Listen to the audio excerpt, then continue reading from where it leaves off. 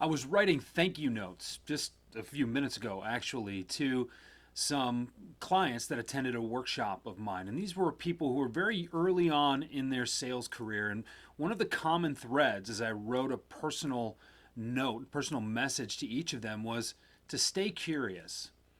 Every single one of those salespeople came to me with preconceived notions. They came to me with ideas that didn't necessarily hold water anymore. And to their credit, they took these assumptions and they challenged them. Curiosity is going to serve them well. You're going to look for new ways to do things. Hopefully, you're looking for new ways to do things. You're not so set in your ways that this is the way I do it and this is the only way I do it. As a top performer or someone who wants to be a top performer, you know that times are going to change, tactics are going to need to change along with it. So be curious about what's going on, what's effective, and what's working for people, even if it's not working for you. And then, most importantly, try to understand why.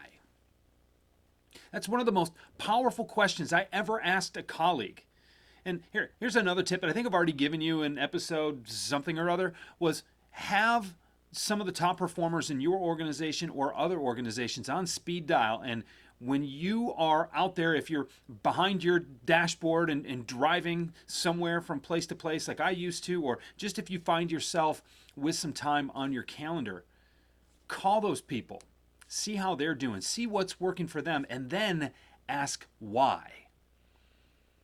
It's kind of a mastermind of sorts of top performers, but they'll all be happy to tell you what's working for them. But the question that you can ask that really drives the point home, that really digs deep, that will help you both is why. Be curious as to why those tactics are working. Be even more curious about why something is working for them but not for you, and vice versa. See, curiosity helps to kind of spur your imagination, helps kind of spur your understanding. And the more you seek to understand why things work, the more likely and the more able you're going to be to adapt to the changing times as they, well, change. And you've heard me say this before. I don't think there's a whole lot about selling that has changed. Pre-COVID, post-COVID, pre the internet, post the internet, the concepts are there. As a seller, you have a way to help people do things that they can't do right now.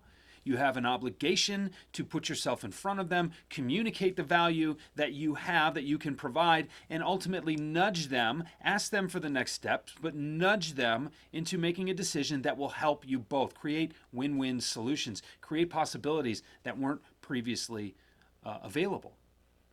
That's always been the case with sales and will always be the case with sales, regardless of the tools and tactics that you use to make those sales. So stay curious.